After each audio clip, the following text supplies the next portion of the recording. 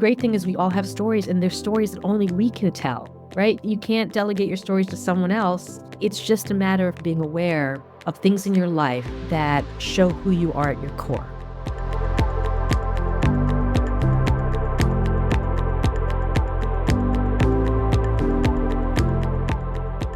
Welcome, everyone, to what is going to be an exciting episode of Untapped. My name is Todd Jason, and as always, I'm sitting here with my co-host and business partner, the wonderful Lauren Weinstein, and we're both incredibly excited for our conversation today with Allison Kluger, who's going to give us and guide us through a really powerful process of understanding the superpower of how to master our own personal story, among other things. And this topic is fully aligned with our mission on Untapped, where we wrangle the most interesting and successful people we can find and dive deep with them to understand what has made their lives and their careers so extraordinary. Now, our goal is always to give you, our incredible listeners, at least one golden nugget of practical information that you can take with you to better your lives starting today, even right now.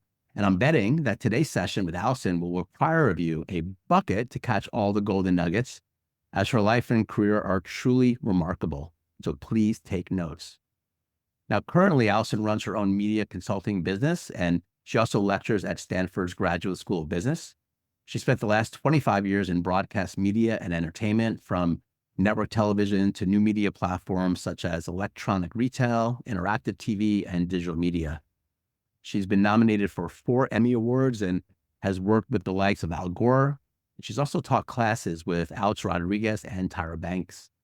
And her wide-ranging ideas about how to have more success and joy will have you feeling more motivated, more optimistic, and freer than before. And it's truly an honor to be speaking with her today. So without further ado, Allison, we want to give you a big heartfelt welcome into Untapped, and welcome to the show. Thank you so much. After that intro, I think my work is done. Thank you so much. So happy to have you here for a few reasons. First, you are one of the most beloved people I know by students, by your colleagues at Stanford. Everyone that knows you just says how absolutely wonderful you are. So happy to have you with us for that reason, and have everyone else be able to experience you as well. Second, I love you teach at Stanford Business School, but so much of what you share is way beyond best practices and strategy. It's really profound, authentic wisdom that's really life-changing. And so we want to get to some of that today as well. And also, as I was appreciating as we were preparing for today, we could fully have 5 separate podcast interviews with you. You have so many areas of expertise. And so we really tried to narrow it down today to give maximum impact. But I think one of the most powerful insights that you have is around how our stories are really our superpower. When we're able to share our story in a powerful way, that's really game-changing. And so you mentioned we should all have 5 stories in our pocket that can illustrate who we are and our values. Before we get into how to do that, can you tell us why that's important? What's the purpose or untapped superpower of having these stories? Absolutely. First of all, thank you again for the lovely intro. And I feel the same way about you, Lauren. Thank you. We all have stories in our life. We just don't really know how to identify them. But to me, what makes us unusual and what makes us successful and beloved is what differentiates us from everybody else. So many of us are perfectionists, or we feel like we're the exception to the rule, we're the imposter. And we look at everybody else and, oh, they're doing it so well, or so much easier for them. But the truth is we all struggle and we all have this negative self-talk. Stories are how you are able to let people connect to you. And it's how people can learn about you in a way that's easy to remember. So there's a fact, which is that you can remember maybe 3 pieces of data from any sort of speech, but you're 22 times more likely to remember a story in its entirety. And why I love that is that if you're meeting someone and they're advocating for you, or you're interviewing for a job, or you're meeting someone who you admire and you want them to maybe help you, if you tell a good story, maybe who you are, where you're from, what you care about, what makes you different, and what your goals are, if there's a story well told, they can take that story and carry it onwards to a secondary or tertiary audience. And so the great thing is we all have stories, and there's stories that only we can tell, right? You can't delegate your stories to someone else. So it's just a matter of being aware of things in your life that show who you are at your core. I love that. And I think a lot of us, we would say, I don't know what story to tell or how might I use a story, or we're afraid of being seen as well, I think is a challenge. So if you were coaching someone, how to find these stories that they can share with others and how they might use them in different situations, what would you say? It's pretty tactical. Mhm. And everybody, you know what I've heard from a lot of people that I coach is my stories aren't interesting or your stories seem so much more exciting. And the funny thing is, everybody's stories are interesting to other people, right? My husband and I have a joke that he must have heard my stories like 1,000 times at a dinner party. And either he's going to tune out or just, show his enthusiasm. But our stories are different. They land on other people differently. So my first advice is think about the stories that you tell at a party. Think about what you tell friends or partners or a new acquaintance, or if you're in a place where everybody's listening and you're going around introducing yourself, what normally comes up is something that maybe is a defining moment for you. But if you need something that is a little bit more linear, I always say, write a list of the things you've done in your life. And maybe it's from maybe early teen. Maybe you were a student athlete. Maybe you're in theater. Maybe you did community service or volunteered. What was your first internship? What was your first job? What was a trip that you took? I'm trying to think. And then any kind of positions you've held. When you have that list, then I want you to look and see what's one story that happened to me during this period of time. Now, let's say you're in the swim team, right? And maybe someone got sick and they're like, you go in. And they're like, but that's not my race. Yes, but you're a good swimmer. Jump in and do it. And so you go and you swim this race. That's a story in itself. What does it show? It shows flexibility. It shows resiliency. It shows panic. It shows saving the day. And even if you don't win the race, you did it. That story can be unearthed in so many different avenues. Just sharing something funny or scary, or at a job, saying, this is a time when I got out of my comfort zone and I had to save the day. And I was so proud of myself. That's how stories are useful, and that's how you can find them. That's perfect. I think Brene Brown is such a great example of this. I love her Netflix special, Call to Courage. But she also Yeah. has very simple stories of her daughter in a swim meet. I don't think anyone would necessarily think to tell that story, but there's a really beautiful message that comes out of it. Or if someone's really afraid, we have physicians in our membership community talking to a patient and telling them a story about a time they were afraid, or in job interviews telling stories, or just it's a way to connect with people. I've found it when someone's having an experience and you can relate to that and share a story, people do feel closer and more connected to you. So it really can set you up and give you more opportunity. I think you synthesized that beautifully, Lauren. And the thing about it is connection, like you said. If you want to inspire somebody, if you want to reassure them, if you want to comfort them, if you want to give them some straight talk, a story that either has happened to you or to someone, it's a visualization of emotions and experiences. So much easier to take that in than just platitudes or facts. Yeah, I want to follow up on that and actually dive a little bit deeper on this. I think it's fascinating, this idea of having 5 stories. And do you recommend that we have these 5 stories that we can use to tell with people that we work with, potential colleagues, with our personal lives? Do these 5 stories, I'm just trying to understand how to think about this, right? So if I do the tactical work, you said, of getting these stories that really represent me in a variety of ways, can I then use those in a variety of different situations that can help me to connect and have more authenticity? Or should we think about having different stories for different audiences? How do you think about it? Just trying to get real practical with how to utilize this awesome information. Maybe you can give us an example of one of yours. First of all, just let me say 5 stories. I just say 5 stories because it's manageable and everybody has 5 stories. When I gave my seminar on storytelling, and I give it all around the world, I talk about storytelling and the power, and I give it examples, but I also share 5 stories throughout. And so at the end, I say, whether you realize it or not, I shared my 5 stories. It could have been 10. I think I have a lot of stories, and so do all of you. But so the number is really incidental. But I think what you're trying to talk about is how and when do you use stories and figure out how to use them and leverage them. So as Lauren asked, I was applying for a job when I moved from New York to San Francisco for a startup in the dot-coms, if you remember that. And my husband was going to Stanford Business School. And I was so bitter. I was leaving a great job and I need to find a way to support us. And this woman and I took a walk, and she said to me, Allison, what do you think is your biggest failure, or the time that you didn't live up to your expectations? Now, I think all of us who have had a job have had to answer that question. And many times we say things such as, I'm a real control freak. And I work too hard or too long and I'm not as efficient, or I care too much. And we give these answers that we think are going to make us look good, but they're not as genuine as a real story. For some reason, I just told her about this car accident I had when I worked at Good Morning America, and I was on my first shoot in a different state, and I was 3:30 in the morning. It was dark out. I'm a New York City girl. I really didn't drive that often. I was afraid of getting lost.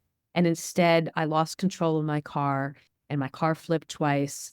And I was in the middle of a field at 3:30 in the morning in Dubuque, Iowa, before cell phones existed.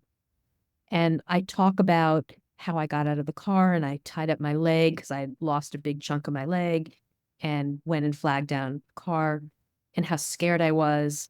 And that the worst part about this story was that I lied about the accident to Good Morning America. I said I had swerved to avoid hitting an animal because I was so afraid of my reputation getting ruined, and that I messed up my first assignment.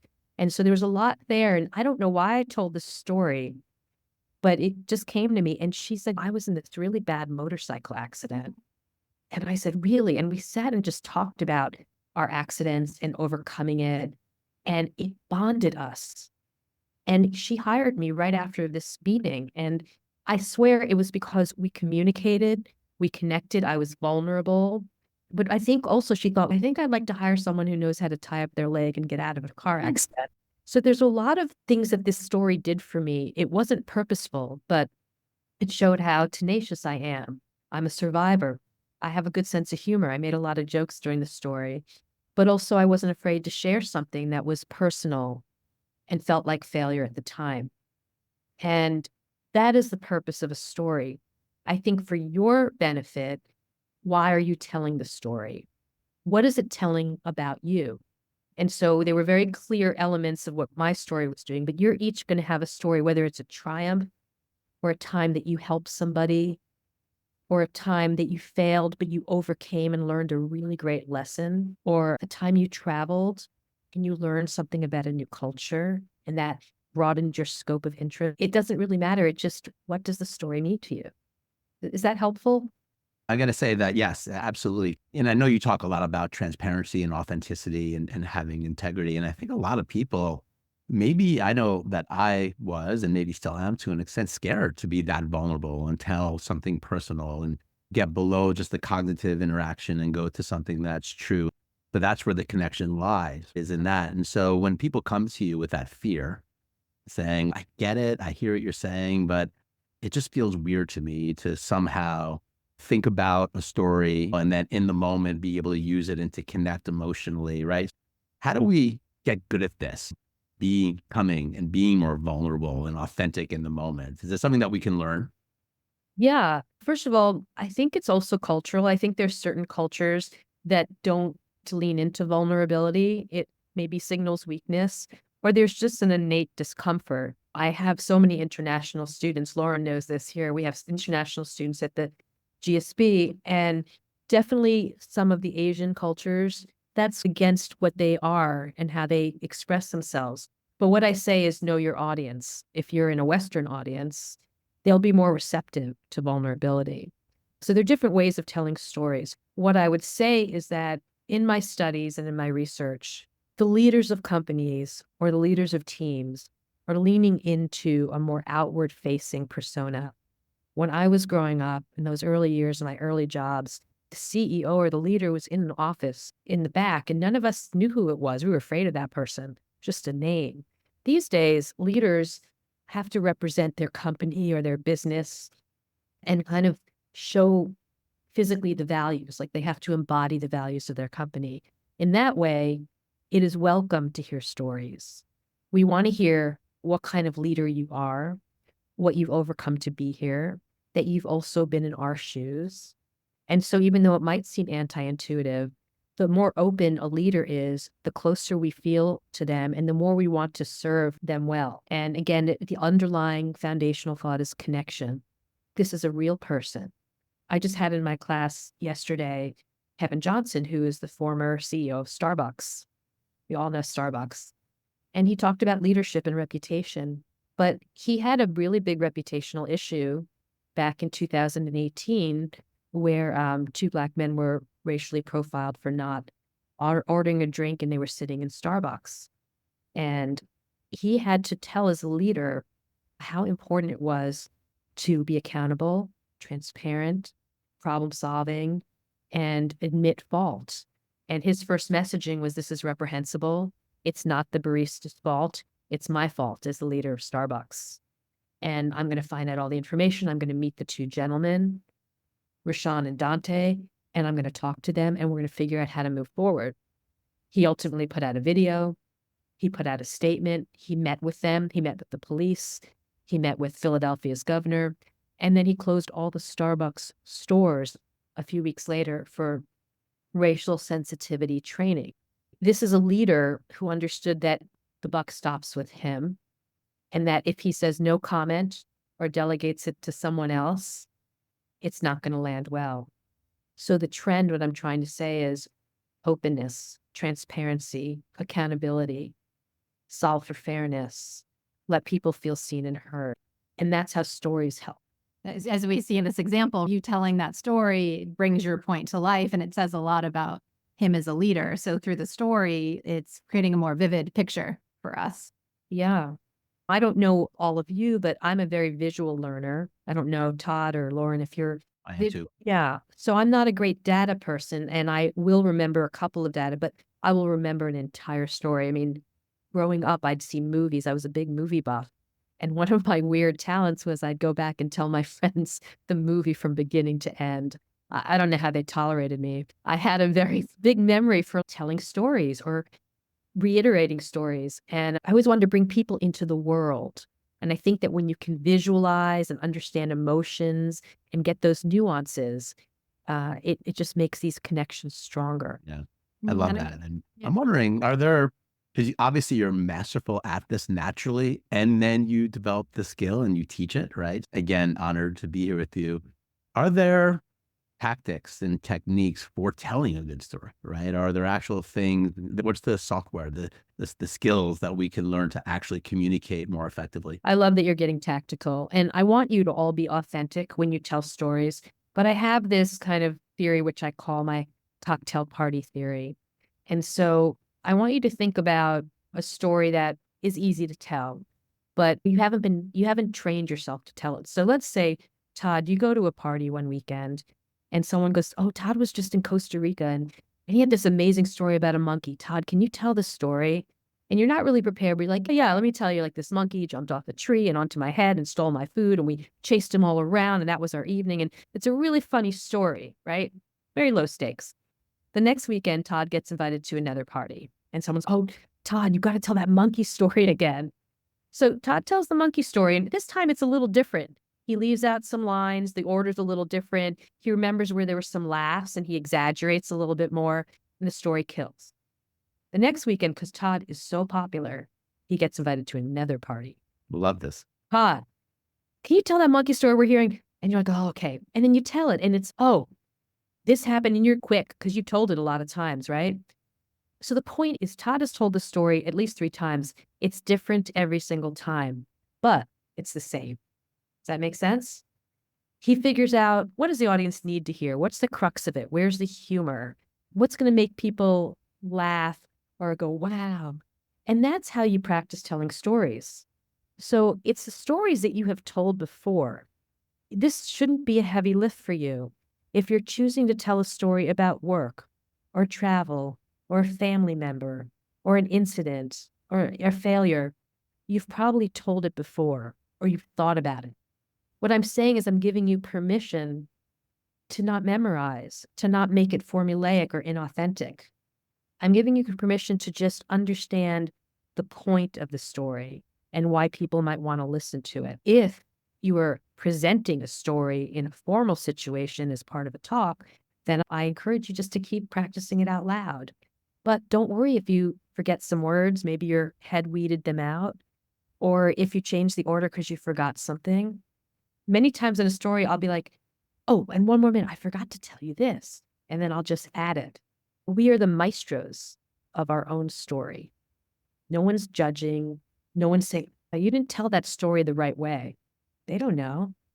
So it's a freeing experience, but it's a creative, expressive experience. Does that help at all?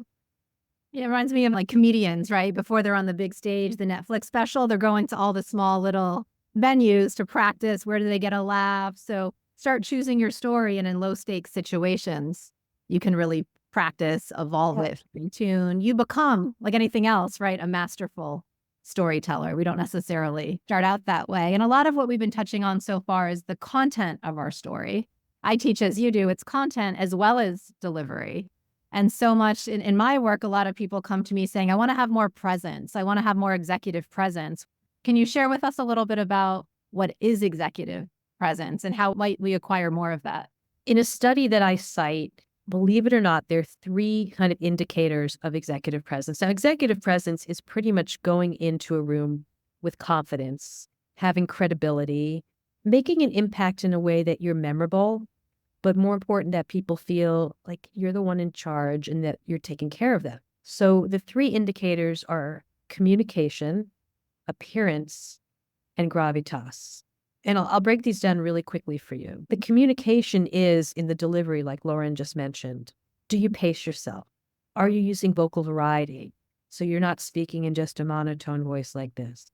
Do you show passion for what you're talking about? And do you not use a lot of filler words? Because that indicates nerves and anxiety. Communication is also visual. Do you welcome people in? I'm so excited to be here today. If you come and you say, I'm really excited to be here today, it's a completely different message. So it's the visual. Are you having eye contact? Are you maybe walking and talking? And are you pausing to let people take in what you're saying? And then vocally, it's your pace. I always tell people there's no benefit of ever talking too fast. And we talk fast because we're nervous or we just wanted to get it over with, right? Or we're afraid of having the spotlight on us. But you make people nervous when you're nervous. And so what I say is in those 10 minutes that maybe you're presenting or telling a story, I want you to think about, even though I'm nervous, I'm excited, I get to share information. Maybe I'm an expert. Maybe I'm trying to get a job. This is my time to be the best version of myself. So communication is verbal, vocal, and visual, but it's also charisma and a joy. There's a saying that I use, which is, no one kicks a happy dog. And so if you come on stage and you look like you're happy to be there, no one's going to want to bring you down. You're going to pass that joy on to them. Should I go on to the second one, which is appearance? Okay. So appearance is not that you have to be a supermodel like Tyra Banks, but what it means is, are you dressed appropriately and powerfully? And are you signaling that you are the right person to be giving this information or leading a group? This is just an anecdotal story. Lauren, you know who I'm speaking about. Our good friend J.D. Schramm told us about an education conference he went to. He's a fellow colleague of ours. And there were about 100 educators, and 3 of them were wearing suits, and everybody else was casual. Everybody gravitated to the 3 people in the suits because visually, they thought that was the leader. And I just think that's such an interesting way of how people interpret. When you want to be taken seriously, if you want to look more mature, or you want to look very focused, intelligent, think about what your clothes are saying about you, especially in a very casual environment these days, which is saturated with a lot of people looking the same. So if we took a bunch of software engineers, they're all in maybe fleeces, or the women are in yoga pants and sweatshirts. There's nothing wrong with it. But when you have a higher stakes meeting, or you're meeting someone for the first time, I think you need to dress for the role you have and you dress for the power you have. And I've seen this so many times that people think, I just want to be me. I don't want to, but you're signaling something. And so for me, whenever I do something important, I dress up half a step. And if they come and say, Allison, no one dresses up here, I'll say, thank you for letting me know that I dressed up for you today, but duly noted. But I'm going to look powerful. and I'm going to look clean and kempt. And this is so interesting. In a study, what men and women notice about each other is not how pretty or richly dressed or how much makeup or attractive. When they're judging each other, what they're judging is, do you look you can do the job? So a lot of that is about your energy. Are you frenetic? Do you look absent-minded? Did you dress quickly? For men, is your shirt really wrinkled? Are your eyebrows out to here? Men and women all have different grooming issues. That's the second element of executive presence. Are you dressing appropriately and to signal power? And finally, the third one is gravitas. And I want you to picture a swan just gliding across a lake. And what do you think of a swan? Poise, elegance, calm. What's under the water? Little paddled feet, paddling furiously so that they can glide. That's what gravitas is. You can go and be speaking in front of people or teaching or leading, and you might internally feel crazy and nervous, but you want to give off the impression that you've got this. And if you don't know the answer, you say, you know what? I don't know the answer to that, but I'm going to find you the right person. It's not letting that panic we all have creep up. It's saying, I got this. Those are the three elements of executive presence: communication ability, appearance, and gravitas. And that trumps knowledge and experience, which is crazy, but true. You have to let people know you've got the presence before they spend more time with you, trust you, and then find out more. So good. So clear and very tactical. One comment to that, and then one follow-up question. The comment is, I have a client who really took a quantum leap in his communication. He's a founder of a company, his ability to fundraise with his employees through personal growth work. He practiced mindfulness and breathing and lots of therapy. But what that did is it had him slowing down his pace. He seemed very in command. So people really trusted him and wanted to give him a lot more money, even though the story was the same that he told. It was his present that has shifted. And as you were saying, we really trust people who are calm and grounded and thoughtful. And yeah, and part of what you were saying too, to summarize everything so far, is I teach what you do, which is there's a communication sweet spot, which is the warmth and the competent. Absolutely. So storytelling, it's how we become closer to people. We tell our story, we're sharing, it's connecting. And then competent is we have that gravitas, we dress in a certain way, our pace. Can you tell us a little bit about that sweet spot and how we can embody that in our communication? You said it perfectly, and that's definitely one of my lessons. Warmth and competence. Look, it is a little gender related, but think about the leaders that you admire the most. And the ones who come in frantic or arrogant or critical, we might be afraid of them and we might want to do well, and they might get us like inspired in a negative, scared way, but we don't really feel good about it. And then if you have a leader who is really all warm and fuzzy, and that's really lovely too, but we tend to think, do they have the goods to back them up? So a lot of it in executive presence, how to use it, is that sweet spot of knowing your content really well. But it's like, how do you deliver the content? Do you deliver it in a way that's thoughtful, includes the people in the audience, saying things like, now I know some of you are thinking this, or many of you already know this, but for those who don't, I'm going to share this now. It's really thinking of your audience's needs. How are you landing on that? And we'll talk about branding and reputation in a little while, but you can think you're being a certain way, but if you're landing on someone differently and they're taking you in differently, there's a big disconnect. And you won't be seen in as a positive role. Like, you have to be self-aware. Honestly, my go-to is I always think, how do I want to be talked to? How do I want to be taught to? How do I want to be treated? Because I was such a sensitive kid growing up, and nobody believes it. They think I was out of the womb as an extrovert, and I am an introvert. I flex to ambivert now, but I hid behind my mom's skirt. I cried all the time. A mean word would send me in a spiral.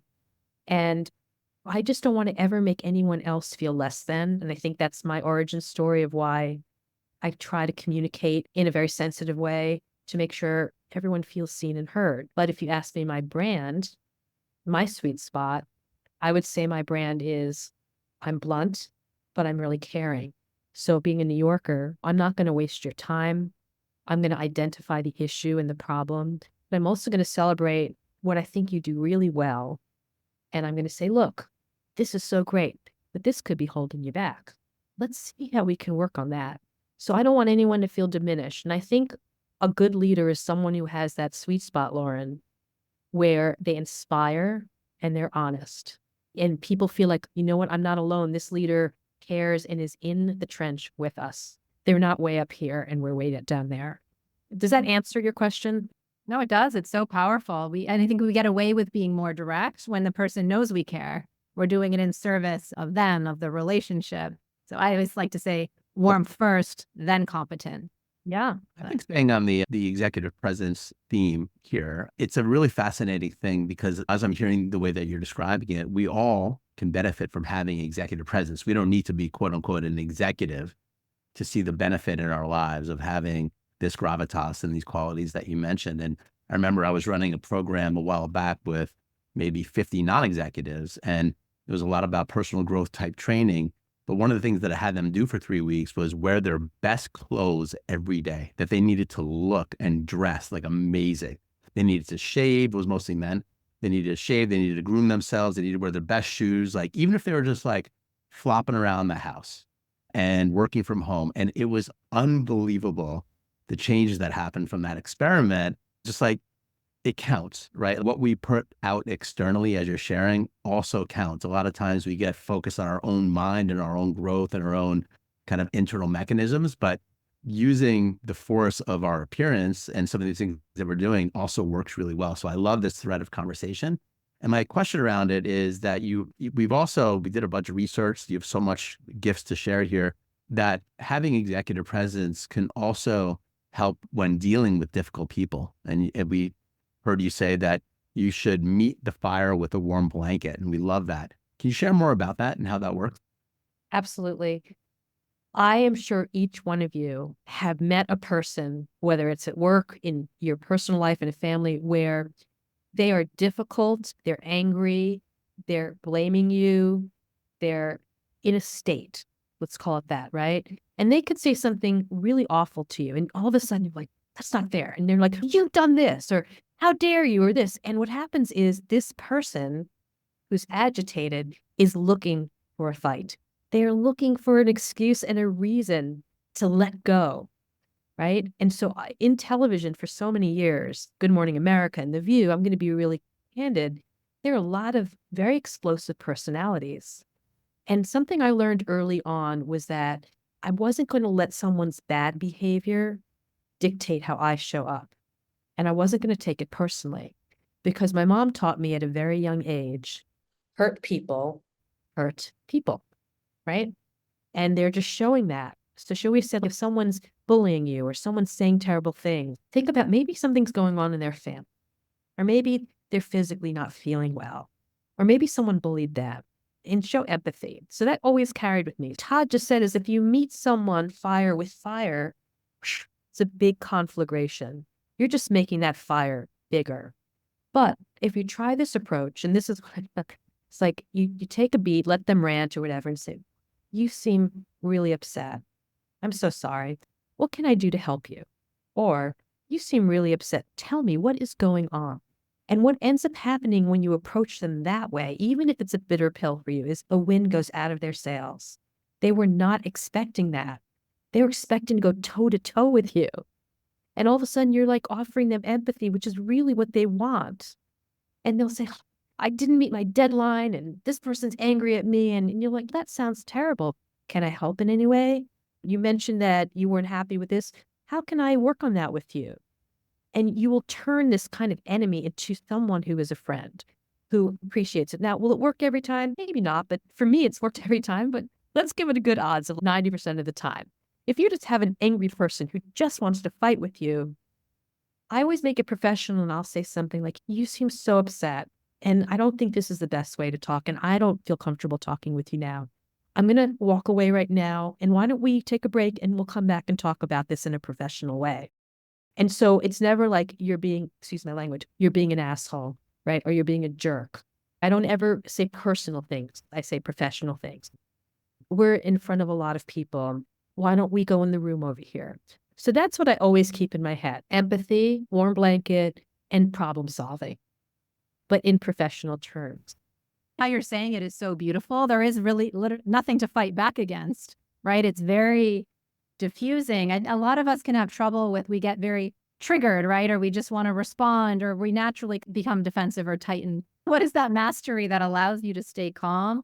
And then I think also your tone was really apparent in that case too. So how do you maintain that real composure and mastery? None of you have seen me as a mom where if someone's bullied my kid, my head is spinning around and I'm vomiting green pea soup. I am like the worst mama bear. So I am a hypocrite. And there are times when, and there's a little road rage at times, but in a professional setting where my reputation is at stake or where I want to consistently show up, I've just trained myself to let it happen and then look at them and realize they're not all bad. They're going through something. Anyone who comes in and is like picking fights, it's about them. It is nothing about you. I had a boss who would come in and he'd storm through the hallways, right? And then he'd go into his office, which was all glass. This was at an interactive TV company. And he'd like be on the phone and he'd hang it up and he'd gesticulate. Got it right. And everyone's looking, right? Do you know what we're all thinking? What did I do wrong? Like we all personalized it. And this jerk didn't care. He loved the drama of it all. So he was a perfect example of someone that if he was agitated, I would just be calm and calmer. So how do I do it? I try to think empathetically, boy, this person's struggling today. Not about me. Maybe I can help. And if I don't want to do it, I will just say, you know what, this doesn't work for me right now. I know you're going through something, but please seek me out later. This is my rule. I don't want anyone to feel diminished in any way. That's not a victory for me, even if they deserve it, because that says more about me then. And I know we can't all be so altruistic, but I feel the same way about negotiations and meetings. I believe in solving for fairness. If we're trying to come to some sort of collaboration or compromise and one person feels cheated and leaves the table feeling like they didn't get something they needed, I don't feel good about it. Like that's going to be equally as painful for me. I want 2 parties or 3 parties to leave and all of us feel like we were heard, seen, and that we got something that we wanted, even if we all had to compromise. Yeah. That's me. That's my own personality. I'm not saying all of you have to be that way, but I think it helps in leadership. It makes people feel safe. What I love about what you just shared is that you also, when you said, I'm a hypocrite, like that's so powerful because we can hear all of the best things and great wisdom in this conversation. And then at times we are also not acting in the way that we were talking about. And that's just human, right? There's such a trust and an integrity part of that when you share that. Because before we got started this officially, you're a New Yorker and I'm a New Yorker. And I've really been watching how you speak at such a slow pace. I feel that you would really train yourself. I've had to learn that as well, moving out to California.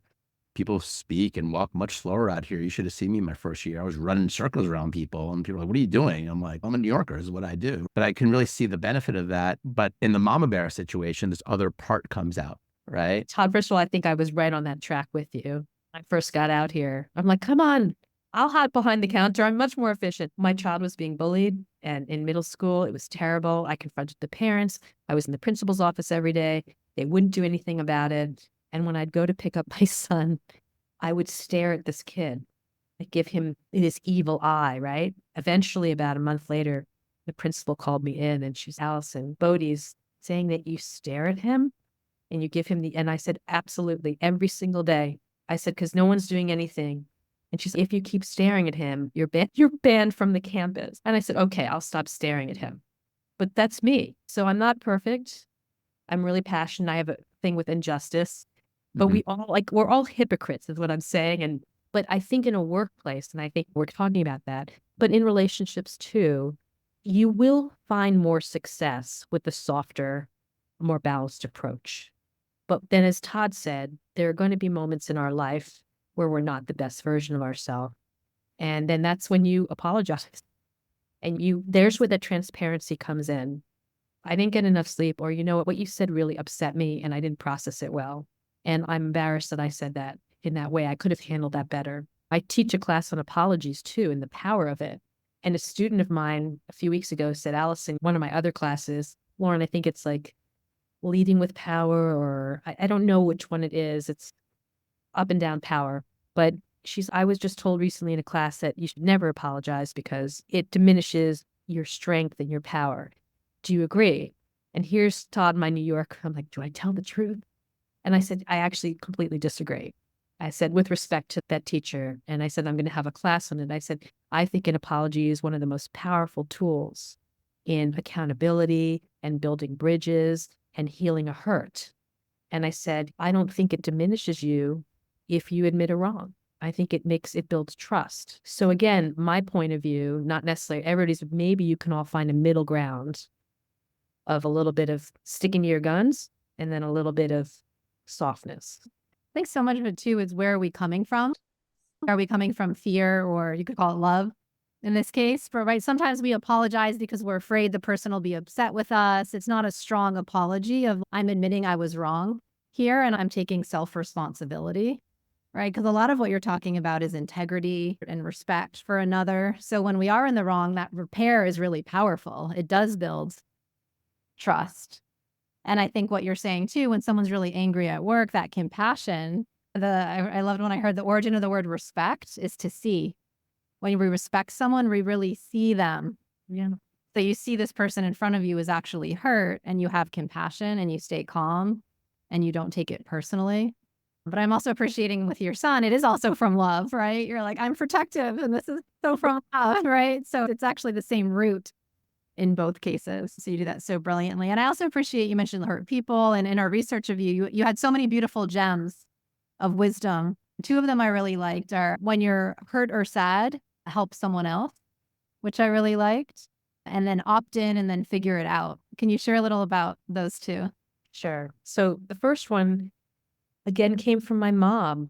My mom should be immortalized with a statue because she doesn't realize how wise she is. But when I was sad growing up or felt disappointed, she'd say, why don't you go do something nice for somebody? Say something nice or write them a note or do something, and it's going to make you feel so much better. And so I grew up with this philosophy of take myself out of my own pain and disappointment and do something nice. And honestly, it always made me feel so much better. And this interesting story that I've shared, I think you might have, Lauren, is I was at my summer camp. I don't know if Todd was sent this way, but we were sent to sleepaway camp at a very early age for 2 months. Me too. Same thing. 7 years old, sleepaway camp for 2 months. I would never send my kids away and No say, way. you know what? We loved it. I don't know why, but we did, but it was early. And I was a few years in and I tried out for this play, and I'd been in Peter Pan the year before as Wendy and I thought I killed it. And I tried out for this play and not only did I not get a role, I wasn't even chosen for the chorus. And I had these illusions of grandeur that I was a Broadway star. And so I go back to my cabin and I'm sitting on my bed and my counselor comes and she's, are you okay? And I said, I didn't get into the play. And I wanted so badly. I can't believe they didn't choose me. I was Wendy last year. And she's, I understand, Allison. She's, the kids in bunk 2, they're actually trying to put on a play. Why don't you go there and why don't you help them? And I'm like, okay. And I went to bunk 2, and for the next 2 weeks, every day I helped them with costumes, with rehearsal, with direction, with encouraging them, with doing lines. It was such a wonderful project. And then, sorry, my lights just went off. Okay, there we go. And what ironically happened was the play went great, and I was awarded Girl of the Week of my camp, which out of 200 students, 200 campers, they pick a camper who embodies the spirit of a good camper. Shocked. And I heard the origin story was they were so impressed with how I went and helped this younger group of kids. It's such a bigger story for me because, one, there's the lesson of I completely forgot about my disappointment by doing something of service and bringing joy and inspiring. But it was the first step in leadership, like being recognized as a leader at my summer camp. For me to make a niche for myself, for me to take the lead. And after that, I became like color war captain and a lot of different awards. And so when people say, like, where did you come from, that shy kid to this kind of more extroverted person? I cite summer camp, Todd, as like the first place that I was able to grow and learn. So the lesson really is that you will feel better and pull yourself out of your own disappointment when you serve someone else. And I think that's really healing. Mm-hmm. I'm going to have to ask what camp you went to. I went to Kenwood in Kentucky. Okay. I know. Yeah. I went to Camp Starlight in Pennsylvania. Oh, very nice. But same thing, same thing. And actually before that I was 7, my parents sent me for 1 month when I was 6, and I have a 6-year-old now, and I just can't imagine. Different generation. I turned out okay. You survived, but Survived, but yeah, it is a little bit insane to think about that. And so just quick time check here. We're almost at the end of this official interview, and we have one more question. And again, we're just so grateful. I think there's been so much wisdom dropped. I've been taking notes myself about how I can go aligned with some of the things that you've been sharing. We always like to end these conversations with the question of given everything that you've learned and everything that you share with us today, and I know there's a lot more that you have here, obviously. If you were advising your younger self, what advice or wisdom would you share? I would say don't be afraid to be yourself and that you will figure it out. To Lauren's question, which I did not answer, which was opting in and figuring it out. All of us want to be perfect and we want a guarantee of success. And one of the biggest hurdles for all of us, more often women than men, is because we haven't done something. We are like, nah, that's not me. And I want to encourage everybody, and I wish I'd encourage myself, is opt in, take the opportunity, try something new, because the deliverable is never 5 minutes from them. So if someone says, are you interested in this project, or do you want to join us on this trip, or do you want to lead this? Many times we're like, that's not me, I've never done it. No, thank you. What I'm going to say is say yes, and you'll figure it out. You'll ask questions, you'll research, you'll fill in the learning gaps, and you will excel because you'll want to do well. And that is how you create more opportunities. And as a shy kid and someone who doubted myself, I wish someone had encouraged me to take the leap before I felt that I was forced to do it. I want to echo that because that was personally probably the biggest unlock for me in my life. Like very early in my career, as I went to law school, not a fit. I transitioned to coaching and teaching. I got that same advice from someone else who taught at Stanford. And so I started saying yes. And then, like you said, I had weeks or months to figure it out, and I always did. And so we're so much more resourceful than we realize. So just say yes, and then put your heart into it. And I think you amaze yourself, and then you realize what you're capable of. Then the world really opens up to you. It's a trickle effect, Lauren. Yeah. And for women in general, like we avoid things, and yet we are so powerful and so capable. And I just want you to have more faith in yourself. And no one's looking for us to fail. They're very interested in themselves. Realize that if not you, then who? I love to say that. Why not you? Why can't you do it? Of course you can do it. I love that. Are you on mute, Todd? It's really just a frequency of being fearless, right? And just understanding that we're just here for this short period of time in this life. And we take it so seriously, right? Our lives, our situations, our work, our relationships, our money, our health. We're so in it and ourselves. But on this call, and this is why we started this podcast, Allison, was because it's just the reminder that there's more to untap here. There's much more potential that we all have. And it really starts with just that kind of getting rid of the limited thinking, the limited mindset. Even if it's old habitual thought patterns or subconscious or whatever you want to call it, no, we have today, we have right now, and we can go for it. And I think you just embody that, right? Which is why this conversation is so great, that just that fearless attitude and energy just then creates magic. And so I really see you and feel you on that. And so thank you for being such a shining light in that. Thank you so much, Todd. Thank you, Lauren.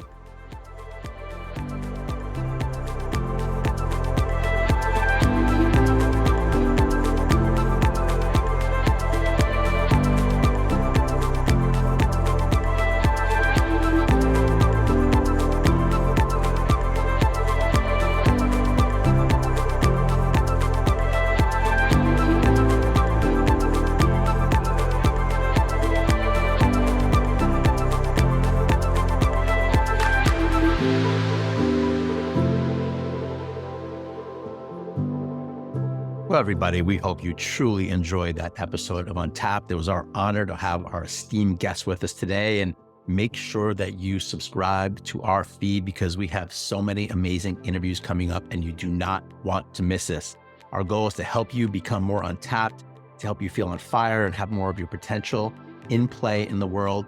And if you'd like to know more about the work that Lauren and I do, you can visit my personal website at toddjason.com. That's TODDJASON.com. And there you can download a couple of free trainings about how to unlock your potential. And you can visit Lauren's amazing coaching website at resonatecoaching.co. That's Resonate Coaching, all one word, allison.co, and you can book an appointment to meet with her and learn more about the wonderful work that she does. And again, we are just super stoked that you've joined us here today, and we can't wait to see you in our next episode.